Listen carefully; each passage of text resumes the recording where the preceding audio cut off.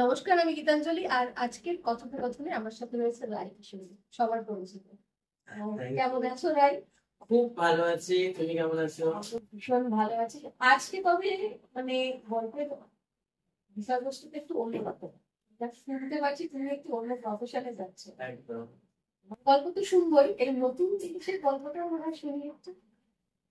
দেখো, বেসিক্যালি হচ্ছে ওই আমাদের একটা ছোটবেলার একটা ধ্যান ধারণা ছিল যে নারী মানেই হচ্ছে সে ঘরে রান্না করবে, আর পুরুষ মানে হচ্ছে সে পুরুষ সিংহ হবে এবং সে ব্যাট বল খেলবে, বাইরের জগৎটা তার জন্য, আর নারী হচ্ছে ঘরের জগতের জন্য।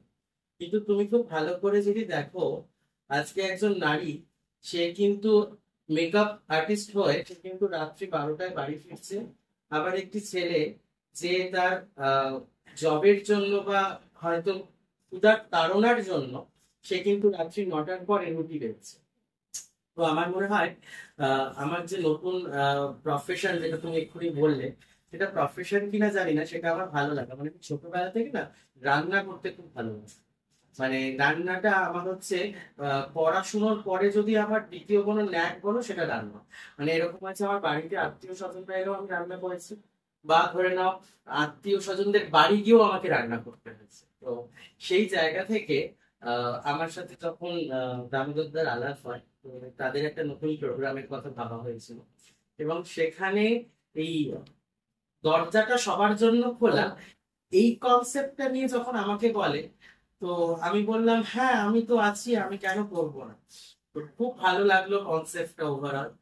আফটার দ্যাট আরো যেটা ভালো লেগেছে, এই যে দেখো, যেহেতু আমার born and brought up from Midnapore, এবং ওখানে আমি আমার দিদিমা ঠাকুমাদের দেখেছি যে উনুনে রান্না হতো। তখন যৌথ পরিবার ছিল, তো যৌথ পরিবারে মাটির উনুন করে রান্না হতো, এবং এখনো স্টিল আছে।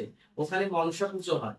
তো এনাদের যে প্রোগ্রামটা হচ্ছে, মানে নতুন যে প্রোগ্রাম, সেটার নাম হচ্ছে উনান ঘর, যেটা আমাদের দিদিমা ঠাকুমাকে ট্রিবিউট করা। তো সেটার জন্য আমি আরো উৎসাহী হয়ে কাজটা করব। এবং ফার্স্ট আজকে আমাদের শুটিং স্টার্ট, সেটা নিয়ে আমি খুব এক্সাইটমেন্টে রয়েছি। রান্না করতে ভালোবাসো না শুধু খেতেও ভালোবাসো? এতে রান্না করতে আমি দুটোই ভালোবাসি, সেটা আমাকে দেখে একদম বোঝা যাচ্ছে। হ্যাঁ, তবে হ্যাঁ, এটা কিছুটা যেন তো হয় যে মানে ফ্যামিলি একটা ব্যাপার থাকে, যে আমি খাই কিন্তু খুব অল্প। তবে ওই রাত্রেবেলায় খিদে পেলে ফ্রিজ খুলে খাই, সেটা হয়। সেটা একটা নেশা। আর যখনই আমি যেহেতু বম্বেতে যখন থাকি, সত্যি কথা বলতে গেলে তো বাইরের খাওয়া দাওয়ার থেকে আমাদের কলকাতার খাওয়া দাওয়া না একদম আলাদা। এবং কলকাতার যে খাওয়া দাওয়ার টেস্ট, সেটা সত্যি বাইরে গিয়ে পাই না। হ্যাঁ। তো সেজন্য কলকাতায় এলে জমিয়ে কবজি ডুবিয়ে খাই। আর কিন্তু তুমি যদি আমাকে রাত 12টায় এসে বলো যে রাই তুমি চিকেন বানাও, আমি তোমায় বানিয়ে দেবো হেসে হেসে। মানে রান্নাটা ভালো লাগে, খুব ভালো লাগে। কোনোদিন রাগ করে রান্না করা হয়েছে? রাত করে রান্না করা, না, এরকম কখনো হয়নি। মনের আনন্দে রান্না করার প্রচুর বার, প্রচুর বার। মানে আমার বাড়িতে যখন আমার বাবা বাজার নিয়ে আসে, আমি আগেই মাকে বলি, মা কচুর লতিটা নিয়ে আসতে বলতো, মা মোটটা আনতে বলতো। এবং বাজারের ব্যাগ দেখে আমি ডিসাইড করি যে আমি কি কি রান্না করব। হয়তো প্রচন্ড ঘামছি, তবে ইদানিং যেটা হয়, মা বলে না করিস না, কারণ তুই রান্না করবি কোনদিন আর তোর ফোন, তো ওটা লাগবে, ওটা আমি করে দেবো, তোর আর করার দরকার নেই। তো যেটা হয় আর কি, প্রফেশনে থাকতে থাকতে প্রচুর কলিং এন্ড অল আসে। তো গ্ল্যামার ওয়ার্ল্ডের সাথে যুক্ত, মানে স্কিল ঠিক রাখতে হবে, চুল ঠিক রাখতে হবে, ফিগার ঠিক রাখতে হবে। সেই ক্ষেত্রে যদি ভালো মন্দ খেয়ে ভুঁড়িটা বেড়ে যায় তখন কি করা? দেখো, আমার মনে হয় তোমার ফেস যদি তোমার আইডেন্টিটি হয়, তার জন্য ফিগারটা, হ্যাঁ, হয়তো তুমি বলতে পারো যে সুস্থ থাকার জন্য ফিগারটা দরকার, কিন্তু ওই গ্ল্যামার ইন্ডাস্ট্রিতে আছি বলে আমাকে যে একদম একটা স্লিম ফিট হতে হবে, তাহলে তো আমি মমতা শঙ্করের কথা বলবো, আমি হেলেনের কথা বলবো। হ্যাঁ, মানে তোমার ফেস যদি মানুষ চেনে, সেটা সময় সবচেয়ে বড় আইডেন্টিটি, এটা আমার কাছে মনে হয়। হ্যাঁ, দেখো, স্কিন সচেতন আমি প্রচুর ফল খাই, ফলের রস প্রচুর খাই। হ্যাঁ। আর হ্যাঁ, প্রত্যেক উইকে না হলেও মাসে 2বার আমি স্যালনে যাই ফর হেয়ার অ্যান্ড। খাবারের মধ্যে কি খাবে? এটা একটা লম্বা লিস্ট আছে।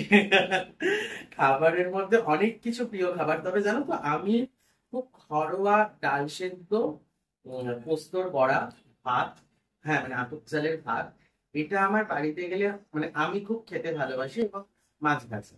হ্যাঁ, ইলিশ মাছটা খুব ফেভারিট। তো এগুলো মানে এরকম না যে বিরিয়ানি ফেভারিট। হ্যাঁ, আহ, নারকেল নাড়ু যেগুলো গ্রামের দিকে আমাদের কলকাতায় মিস করি। পাওয়া যায়। হ্যাঁ হ্যাঁ, এবং পাওয়া যায়, দেখবি সবটাই কেনা হয়। হ্যাঁ, তো আমাদের বাড়িতে যেহেতু দুর্গাপুজো হয়, এই দশমীর পরে যে নাড়ুটা, ওইটা ভীষণ মিস করি। মানে ওইটা সত্যি মানে ওয়ান অফ দ্য ফেভারিট বললেও কম বলা। আর কলকাতার খাবার তো ফেমাস, কলকাতার পরে কাকে নাম বলবো? রিসেন্ট আমি না ইন্দোর গেছিলাম একটা শোতে। সেখানে একটা জায়গা আছে, ওই মুহূর্তে আমার দুটো জায়গা আছে, একটা হচ্ছে জাপান, আর আরেকটা জায়গা আছে, ওখানে নামটা এই মুহূর্তে আমার মনে আসছে না। লটস অফ ফুডস, মানে কি খাইনি, ধোসা বা জিলাপি, মানে প্রচুর প্রচুর খাওয়া দাওয়া। তো ইন্দোর আমার ভীষণ ভালো লেগেছে, আমার খুব ভালো লেগেছে, দেখে মারাত্মক ভালো লেগেছে, এত ভালো।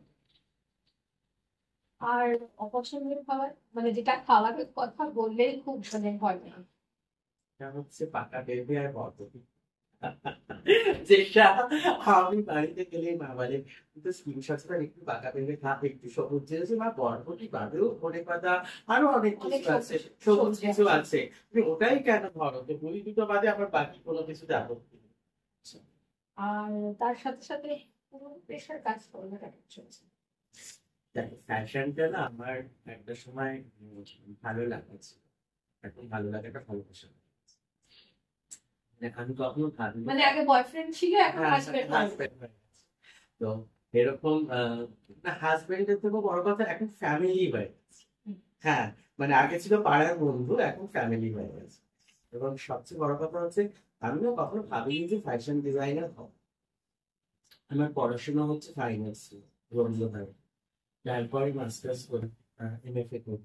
এমএফএ করার পরে আমি মাল্টিমিডিয়া ফিল্ম ডিরেকশন নিয়ে পড়াশোনা, তো ভেবেছিলাম যে পরিচালক হবো বা এরকম কিছু, তো ইচ্ছে ছিল।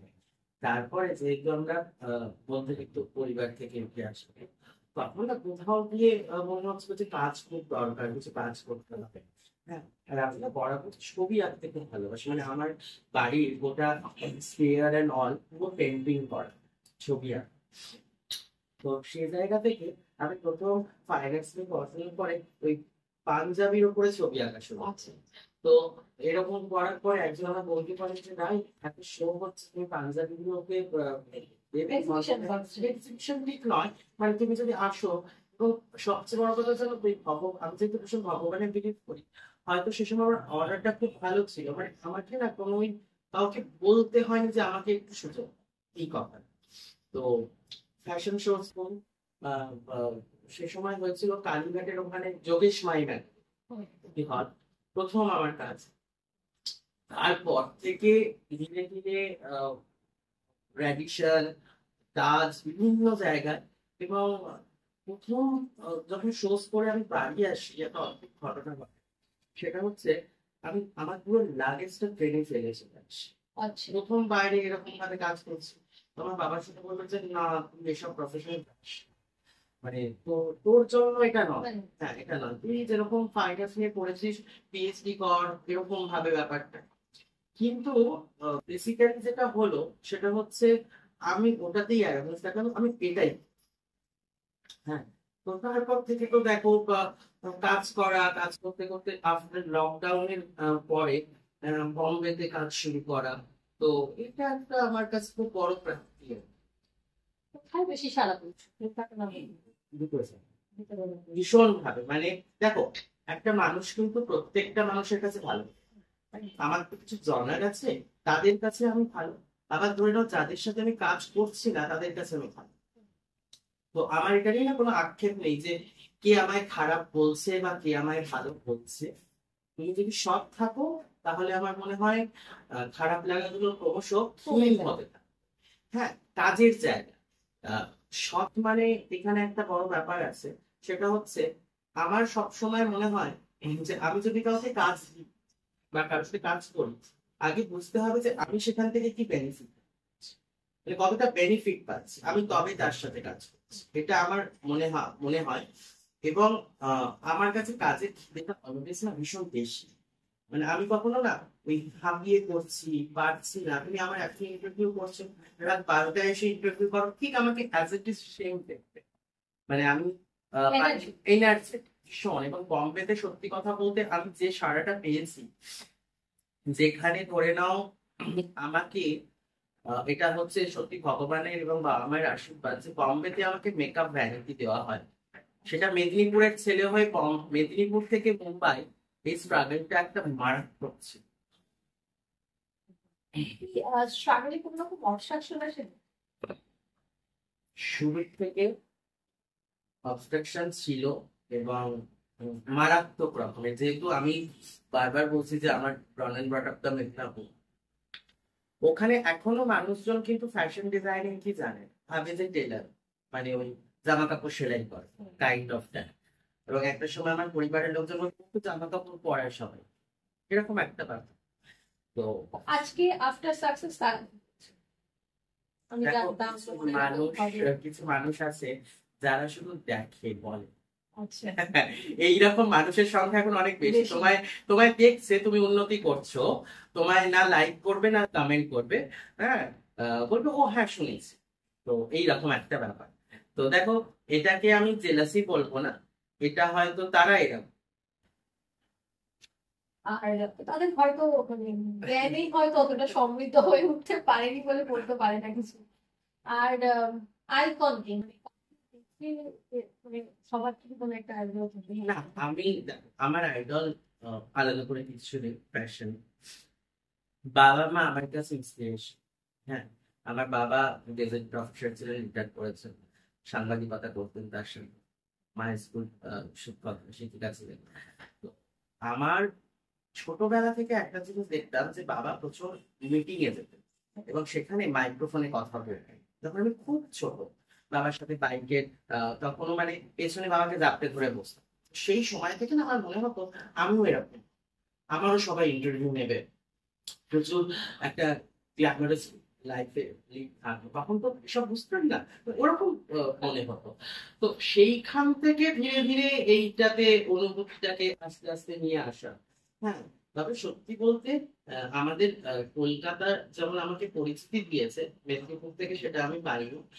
আর এখনকার যেটা বলবো যে বম্বেতে এই যে রায় কিশোরী তোমাকে আসতে হবে, এবং আমি যেগুলো যেগুলো ডিমান্ড করি, যেটা তোমাকে আগে বলছিলাম যে আমার মেকআপ ভ্যানিটি চাই, আমার পার্সোনাল এই গাড়িটা পাঠাতে হবে, সেইটা যখন তারা করে তো বুঝি যে অল্প কিছু হলেও আমি অ্যাচিভমেন্টটা করেছি।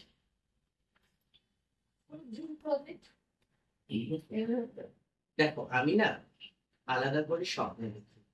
আমি মনে করি যে আমি যদি স্বপ্ন দেখতে শুরু করি, আমি হাওয়াতে ভাসতে শুরু করি।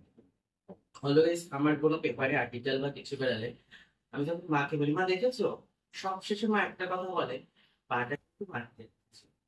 তাই আমি না, সবাই বলে যে আমি স্বপ্ন দেখতে ভালোবাসি, আমি স্বপ্ন দেখতে ভালোবাসি কথাটা বলবো না, বাট আমার না কোনো কিছু নিয়ে আক্ষেপ নেই, যে ওটা কেন হলো না বা ওটা হয়নি।